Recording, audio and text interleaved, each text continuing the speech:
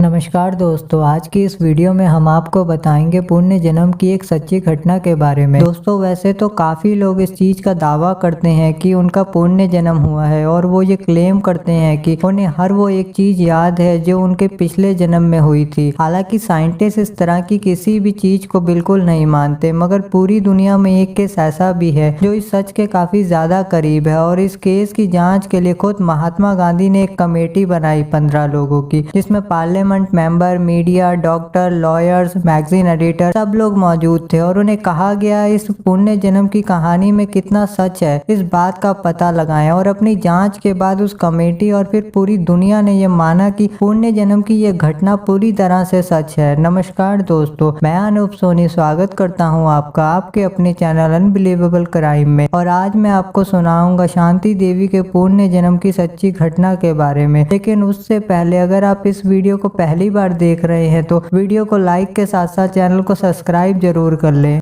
हमें आपके सपोर्ट की काफ़ी ज़रूरत है, इसलिए प्लीज़ चैनल को सब्सक्राइब और पेज को फॉलो करके हमारी फैमिली का हिस्सा बन के हमें सपोर्ट ज़रूर करें। इस कहानी की शुरुआत होती है 8 जनवरी 1902 से। 8 जनवरी 1902 को मथुरा के एक गांव में चतुर्भुज के घर एक बच्ची का जन्म होता है और उसका नाम रखा जाता है लुगड़ी देवी। लुगड़ी देवी का परिवार काफ़ी गरीब था। अब धीरे धीरे समय के साथ साथ लुगड़ी देवी बड़ी होने लगती है और उनके पिता पे परिवार की जिम्मेदारी बढ़ने लगती है। और जिम्मेदारी को देखते हुए लुगड़ी देवी के पिता चतुर्भुज उनकी 12 साल के होने पे उसकी शादी करने का फैसला करते हैं। और ये बात 1902 की है और उस टाइम पे शादियां बहुत छोटी उम्र में कर दी जाती थी। कुछ रिपोर्ट्स के मुताबिक चतुर्भुज ने केदारनाथ चौबे से कुछ कर्जा लिया था जिसे वो लौटा पाने की स्थिति में नहीं थे, जिस वजह से चतुर्भुज ने अपनी बेटी की शादी केदारनाथ चौबे के साथ करवा दी। और केदारनाथ चौबे एक काफी बड़ा कपड़े का व्यापारी था और उसकी खुद की अपनी फैक्ट्रियां थी। केदारनाथ चौबे की ये दूसरी शादी थी। उसकी पहली बीवी का कुछ टाइम पहले ही देहांत हो चुका था, जिसके बाद केदारनाथ चौबे ने लुगड़ी देवी के साथ दूसरी शादी की थी। अब शादी के बाद लुगड़ी देवी केदारनाथ चौबे के साथ खुशी खुशी रहने लगती है। वहीं केदारनाथ चौबे भी लुगड़ी देवी का काफी अच्छे से ख्याल रखने लगे और अब लुगड़ी देवी धीरे धीरे बड़े होने लगी। और फिर 1924 में लुगड़ी देवी पहली बार प्रेग्नेंट होती है और वो एक लड़की को जन्म देती है। लेकिन जन्म के कुछ देर बाद ही उस लड़की की मौत हो जाती है। अब इस प्रेगनेंसी के 1 साल बाद लुगड़ी देवी फिर से 25 सितंबर 1925 को एक लड़के को जन्म देती है आगरा के एक सरकारी हॉस्पिटल में। लेकिन बेटे को जन्म देने के बाद से ही लुगड़ी देवी की तबीयत बिगड़ने लगती है, क्योंकि लुगड़ी देवी की बॉडी प्रेगनेंसी की वजह से आई उसकी बॉडी में चेंजिंग को झेल नहीं पाती। वहीं केदारनाथ चौबे अपनी तरफ से पूरी कोशिश करता है लुगड़ी देवी को बचाने की, लेकिन केदारनाथ चौबे की लाख कोशिशों के बाद भी 4 अक्टूबर 1925 को सुबह 10 बजे लुगड़ी देवी की मौत हो जाती है। लुगड़ी देवी ने अपने बेटे को जन्म देने के बाद उसे सिर्फ एक बार ही देखा था। 23 साल की उम्र में लुगड़ी देवी अपने बच्चे को जन्म देने के बाद इस दुनिया से चली जाती है। अब उसके जाने के बाद उसके बेटे का नाम रखा जाता है नवनीत लाल चौबे। और अब 1 साल 10 महीने 7 दिन के बाद मथुरा से 180 किलोमीटर दूर दिल्ली में 11 दिसंबर 1926 को बाबूरंग बहादुर माथुर के घर एक बच्ची का जन्म होता है जिसका नाम रखा जाता है शांति देवी। अब धीरे धीरे वक्त बीतता है और शांति देवी 4 साल की हो जाती है। मगर इन 4 सालों के दौरान शांति देवी काफी चुप रहती थी और काफी कम बोला करती थी। लेकिन 4 साल पूरे हो जाने के बाद शांति देवी अब थोड़ा थोड़ा बोलना शुरू करती है। और जब वो बोलना शुरू करती है तो घर वाले गौर करते हैं कि उसकी बोलने का तरीका मथुरा की भाषा से मिलता जुलता है, मगर फिर घर वाले इस बात पे ज्यादा ध्यान नहीं देते। और इसी तरह करते करते शांति देवी अब 6 साल की हो जाती है। और फिर एक दिन शांति देवी अपनी माँ से कहती है कि मेरी शादी हो चुकी है और ये मेरा घर नहीं है जहाँ पे आप लोगों ने मुझे रखा हुआ है। मेरा असली घर मथुरा में है और वहाँ पे मेरा पति है, मेरा बेटा है और मेरा पूरा परिवार है जो वहाँ पे मेरा इंतजार कर रहे हैं। उसकी माँ को लगा ये यूं ही बोल रही होगी जैसे बचपन में बच्चे खेलते में यूं ही बोल देते हैं। लेकिन अब शांति देवी इस बात को बार बार दोहरा दोहराने लगी आए दिन और जिद करने लगी कि मुझे मेरे असली घर मथुरा लेके चलो, मेरे पति और मेरे बेटे के पास। जिसके बाद उसके घर वाले काफी परेशान हो गए और फिर उन्होंने अपनी बेटी को डॉक्टर को दिखाने का फैसला किया। जिसके बाद वो अपनी बेटी को फिजिशियन के पास लेके गए और जब फिजिशियन ने शांति देवी से कहा कि आप मुझे बताओ कि आपका मथुरा में कौन रहता है, तो शांति देवी ने उस फिजिशियन को जो जो बताया उसे सुन के फिजिशियन भी हैरान रह गई। शांति देवी ने बताया कि मैं एक ब्राह्मण परिवार से हूँ और मेरा असली घर मथुरा में है, मेरा एक पति है और मेरा एक बेटा भी है और अपने उस बेटे से पहले भी मैंने एक लड़की को जन्म दिया था जो जन्म के कुछ टाइम बाद ही मर गई थी और वो पहली लड़की मेरी सर्जरी से पैदा हुई थी और उसके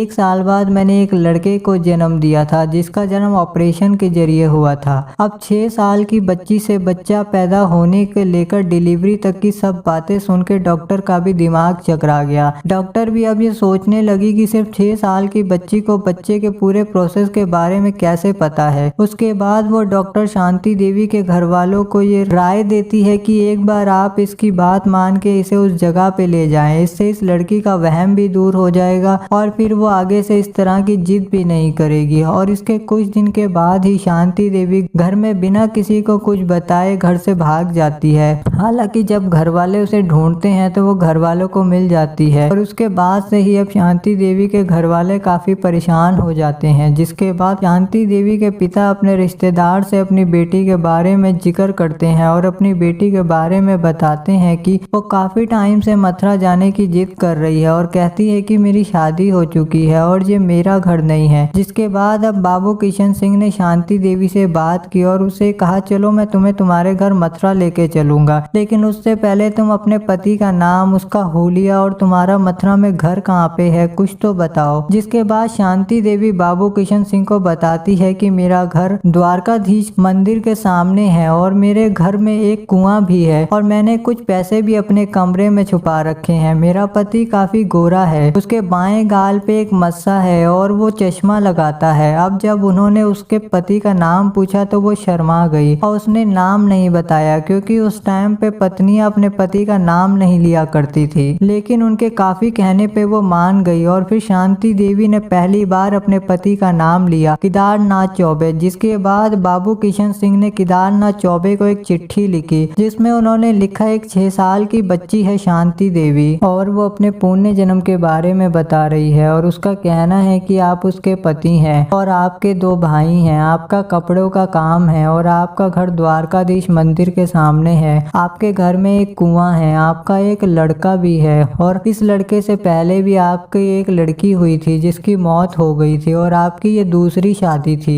जब ये चिट्ठी केदारनाथ चौबे को मिलती है तो वो इस चिट्ठी को पढ़ के काफी हैरान हो जाता है क्योंकि उस चिट्ठी में जो भी लिखा था वो एकदम सही लिखा था। लेकिन अब केदारनाथ चौबे के सामने दिक्कत ये थी कि उसने लुंगड़ी देवी के मरने के बाद तीसरी शादी कर ली थी। लेकिन फिर वो फैसला करता है वो खुद नई दिल्ली शांति देवी से मिलने जाएगा बल्कि अपने भाई को भेजेगा। अब केदारनाथ चौबे अपने भाई पंडित कांजीलाल को दिल्ली भेजता है शांति देवी से मिलने। अब कांजीलाल को शांति देवी से ये कह के मिलवाया जाता है कि ये तुम्हारे पति केदारनाथ चौबे हैं। लेकिन शांति देवी जैसे ही कांजीलाल को देखती है वो शर्मा जाती है और कहती है ये मेरे पति नहीं है बल्कि ये मेरे पति के भाई हैं। जिसे सुनने के बाद सब हैरान हो जाते हैं। जिसके बाद कांजीलाल उससे लुंगड़ी देवी के बारे में पूछता है तो वो उस टाइम की अपनी सब बातें उसे बता देती है कि उसके पास कौन कौन से गहने थे, वो कौन कौन से तीर्थ स्थान पे यात्रा करके आई थी, वो क्या क्या पहनती थी, वो क्या खाती थी, उसके पति को क्या पसंद था और क्या नहीं। अब कांजीलाल वापस मथुरा लौटते हैं और केदारनाथ चौबे को बताता है कि मैं जिस 7 साल की बच्ची शांति देवी से मिलके आया हूँ वो सच में लुंगड़ी देवी ही है। जिसके बाद 15 दिसंबर 1935 को केदारनाथ चौबे अपने बेटे नवनीत लाल चौबे और अपनी माँ के साथ दिल्ली पहुँचते हैं। अब शांति देवी को जैसे ही केदारनाथ चौबे से मिलवाया जाता है शांति देवी शर्मा जाती है और अपनी आंखें नीचे कर लेती है। जिसके बाद शांति देवी से कहा जाता है कि ये तुम्हारे पति के बड़े भाई हैं। इस पे शांति देवी कहती है कि नहीं, ये मेरे पति केदारनाथ चौबे हैं और उनके साथ जो ये लड़का है ये मेरा बेटा है और ये मेरी सास है। इस पे केदारनाथ चौबे शांति देवी से पूछते हैं कि जब तुमने इसे जन्म दिया था उसके बाद तुमने इसे सिर्फ एक बार ही देखा था, जिसके बाद तुम्हारी मौत हो गई थी। थी और आज तुम इसे पूरे 10 साल बाद देख रही हो, तो तुम्हें कैसे पता चला कि ये तुम्हारा ही बेटा है। इस पे शांति देवी ने कहा, माँ हूँ, मैंने जन्म दिया है, पहचानूंगी कैसे नहीं। उसके बाद शांति देवी अपने माता पिता से कहती है कि आज मेरे पति और सास आए हैं, इसलिए आज वही खाना बनेगा जो मेरे सास और मेरे पति को पसंद है। और वो उनकी पसंद की सारी चीजें बता देती है, जिसे सुन के सब लोग और ज्यादा चौंक जाते हैं। अब केदारनाथ चौबे उससे अकेले में बात करते हैं और उससे अपने पति पत्नी के बीच के रिश्ते के बारे में पूछते हैं, जो सिर्फ लुगड़ी देवी और केदारनाथ चौबे को ही पता थी। और शांति देवी वो सब कुछ केदारनाथ चौबे को बता देती है, जिसे सुनने के बाद केदारनाथ चौबे शांति देवी के घर वालों से कहते हैं, मुझे नहीं पता कि ये सब इसे कैसे पता है, मगर हाँ, शांति देवी ही लुगड़ी देवी है। और फिर जब वो जाने लगते हैं तो शांति देवी अपने माँ से कहती है, मेरे जितने भी खिलौने हैं वो सब मेरे बेटे को दे दो। और अब केदारनाथ चौबे शांति देवी से मिलने के बाद मथुरा वापस आ जाते हैं और फिर कुछ टाइम बाद ये खबर मीडिया में छप जाती है, जिसके बाद ये खबर पूरी भारत के साथ साथ पूरी दुनिया में छा जाती है। और इसी तरह ये खबर महात्मा गांधी तक पहुंचती है, जिसके बाद महात्मा गांधी खुद उससे मिलते हैं और उससे उसकी सारी कहानी सुनते हैं, जिसे सुनने के बाद वो इस बात से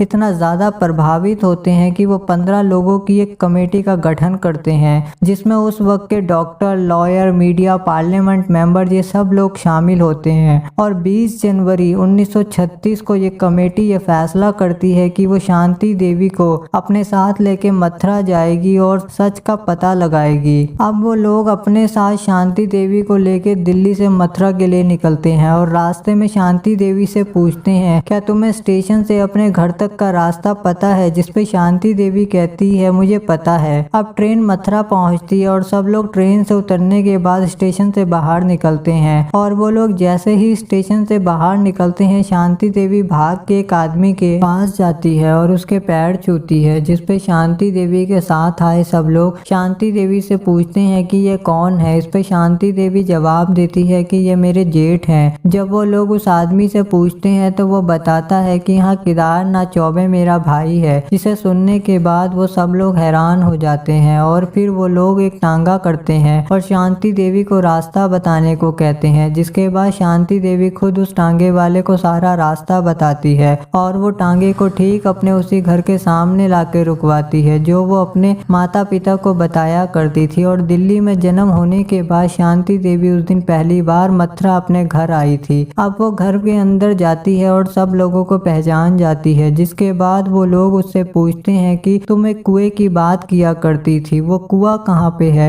जिसके बाद वो भाग के अपने उस घर के आंगन में जाती है और कुएं की तरफ उंगली करते हुए कहती है, मैं इसी कुएं के पानी से रोज नहाया करती थी। अब उन लोगों ने पूछा कि तुम कुछ पैसे छुपाने की बात किया करती थी, वो जगह कहाँ पे है? जिसके बाद वो उन लोगों को अपने साथ बेडरूम में लेके जाती है। वहाँ पे एक टेबल रखी हुई थी और उस टेबल के नीचे एक छोटा सा गड्ढा था, जिसमें उसने अपने सारे पैसे जो कि 150 रुपए थे वो छुपाए हुए थे। जिसके बाद वो लोग उस गड्ढे में हाथ डालते हैं, मगर उस गड्ढे में कुछ भी नहीं मिलता। जिसपे शांति देवी कहती है, मैंने तो यहीं छुपाए थे। उसके बाद केदारनाथ चौबे बताता है कि लुगड़ी देवी के मरने के बाद मैंने ही वो पैसे यहाँ से निकाले थे और वो पूरे 150 रुपए ही थे। और वो सारी बातें सच निकलती हैं जो शांति देवी ने बताई थी। जिसके बाद अब वो कमेटी शांति देवी को मथुरा में उसके पहले माँ बाप के घर लेके पहुँचती है। जहाँ पहुँचते ही शांति देवी सबको पहचान जाती है, अपनी माँ बाप, अपने भाई, अपनी मौसी, सबको। और उस टाइम की सब बातें उन्हें बताती है और अपनी माँ के गले लग के खूब रोती है। जिसके बाद वो लोग शांति देवी को दिल्ली लेके आते हैं और अपनी रिपोर्ट में बताते हैं कि शांति देवी ने पुण्य जन्म की जो भी बातें कही थी वो पूरी तरह से एकदम सच है और हमें अपनी पूरी जांच में एक भी ऐसी बात नहीं मिली जो शांति देवी ने कही हो और वो सच ना हो। और फिर दिल्ली वापस आने के बाद शांति देवी कभी भी केदारनाथ चौबे के घर मथुरा नहीं गई, क्योंकि लुगड़ी देवी की मौत के बाद केदारनाथ चौबे ने तीसरी शादी कर ली थी। मगर वहीं शांति देवी, जो कि लुगड़ी देवी भी थी, उन्होंने कभी भी शादी नहीं की, क्योंकि उनका मानना था कि उनकी शादी पहले ही केदारनाथ चौबे से हो चुकी है। जिसके बाद वो जब तक रही दिल्ली में ही रही और 27 दिसंबर 1987 को 61 साल की उम्र में उनकी डेथ हो गई। दोस्तों, अगर आपको ये वीडियो जरा सी भी पसंद आई हो तो चैनल को सब्सक्राइब और पेज को फॉलो जरूर कर लें। हमें आपके सपोर्ट की काफ़ी ज़रूरत है, इसलिए प्लीज़ चैनल को सब्सक्राइब और पेज को फॉलो करके हमारी फैमिली का हिस्सा ज़रूर बने। मिलते हैं एक और ऐसी ही सत्य घटना के साथ, और वीडियो में अंत तक बने रहने के लिए आपका तहे दिल से धन्यवाद।